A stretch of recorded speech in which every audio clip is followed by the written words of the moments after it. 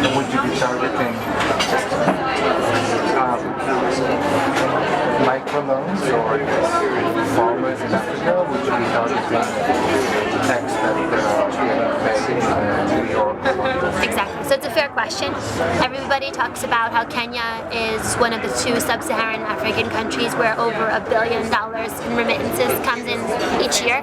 1.3 billion is the estimate. The other country is Nigeria, where that much money comes in. But what's the breakdown of that? I mean, if you talk to people who say, oh, that's all going to farmers or the bottom of the pyramid, as they say, or, you know, the unbanked. I mean, that's not true. This is one of the 5 centers of the UN globally. There's tons of expats here. This is the second most corrupt country in Africa. MPs, the prime ministers, the parliamentarians here have like the highest salaries in the world. There's a really inflated middle and upper class. So how much of that 1.3 billion is them making real estate investments back from London, or expats being paid abroad, or small, medium-sized traders, people sending school fees, or what we consider a true remittance, which is somebody working at like a menial or low-income job, sending home $100 a month.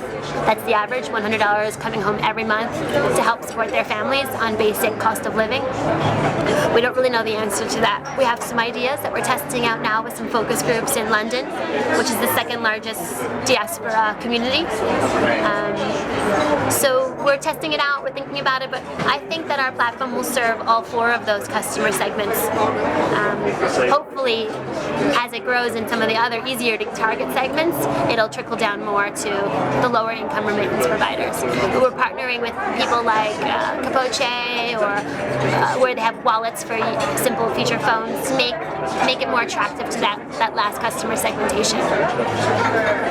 Talking about Absorption, a few months ago, there was a piece in Nairobi magazine about third of Kenyans are Bitcoin ready.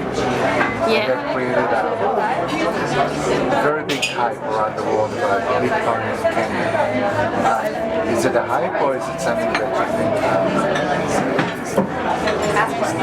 Well, two things. I mean, if you've been an expat here for any length of time, you get a little annoyed with the view outside of Kenya of what Kenya is like, or the view of Africa outside of what Africa is like. Like, everything here is just helping people who are so impoverished or so behind. And you look around at the Mercedes, and you look around at the businesses thriving and the apartment buildings going up, and you say, that's not really the image I have here.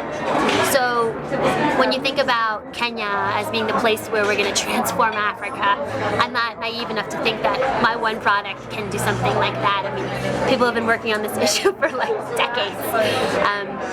So there's that to say as a disclaimer. But this is a booming capital market with a lot of growth. Financial services at every end of the spectrum, from high net worth down to the lowest income, can be affected by something like this. And something really unique about Kenya is that there's a really strong absorption and utilization rate for mobile money. So people already understand what it's like to do all of your financial transactions on your phone. I never withdraw cash anymore. I make all my payments, I pay for all my bills, invoices, I get paid on M-Pesa now. 5 years ago when I first arrived, I used M-Pesa only as a novelty. Maybe I'd buy a beer at a bar or pay a taxi driver. But I still use cash quite frequently, lining up at the ATM. Now I'm like 100% cashless, or 95% cashless. So that's just in 3 or 4 years. So I think that's unique, that Kenyans know about paying on your phone and carrying currency on your phone. So that's really unique. And also, I think the banking institutions here have been familiarized with like a digital currency, so a virtual currency is not too much of a leap. We're still working with them on understanding what that's like, but I feel like people are riper.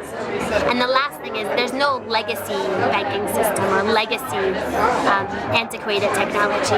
When I talk to my friends in Germany and they're integrating with banks or they're integrating with credit cards, they've been technology systems from the 70s and the 80s. And you know, here in Kenya, everything was done 2 years ago. So you're not replacing a landline telephone, you're straight to mobile phones. You're not replacing an old-fashioned banking system, you'll be the first banking system coming in. So